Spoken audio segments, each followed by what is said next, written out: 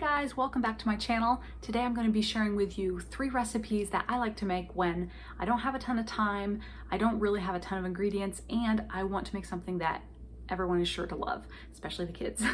So these are really easy to make and they're not health foods by any means, but they're convenient recipes to just have in your back pocket. So I'm going to walk you through how I make them, and I will link the recipes for you in the description box so you can make them too if you want to. Okay, let's just jump into the first recipe. We're going to start out by just boiling some pasta. This is going to be a super simple pasta and chicken recipe. So I chose bow ties, but you can choose any kind of pasta.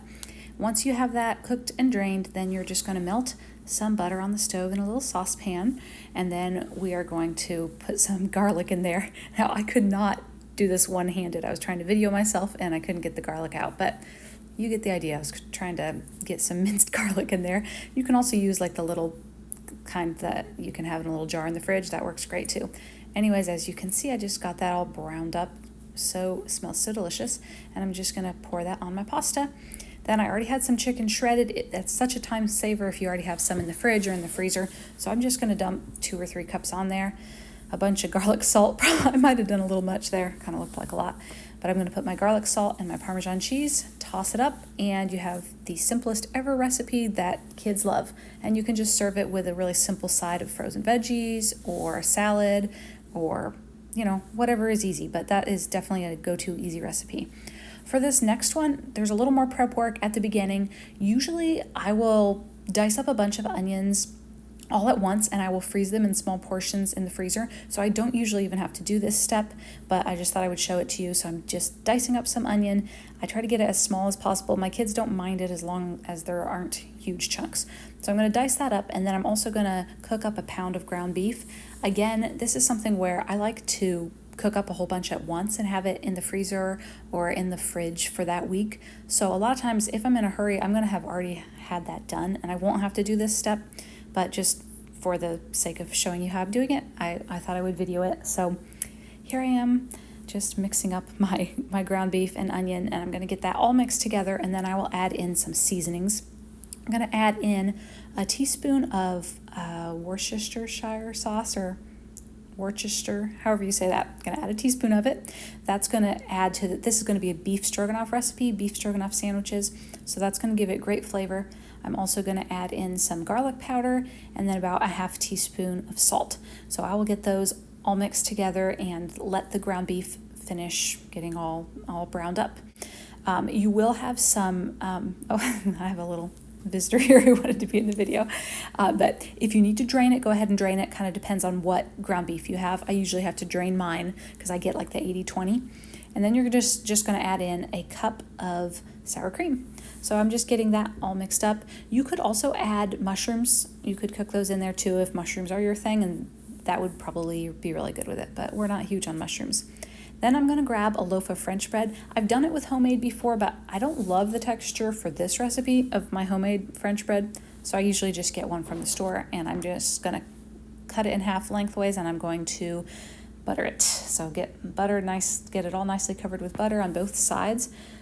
Probably don't need to show you that whole process. You get the idea.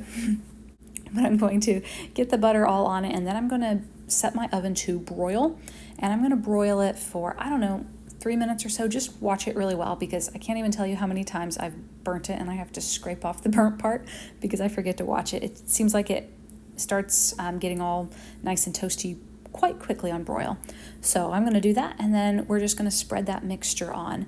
I almost always have a hard time doing it without making a mess, but just get it on there as evenly as you can. These are going to be like open-faced sandwiches, so we just want to spread that nicely, and then we're going to be topping it with some cheese, which you will see here in just a second.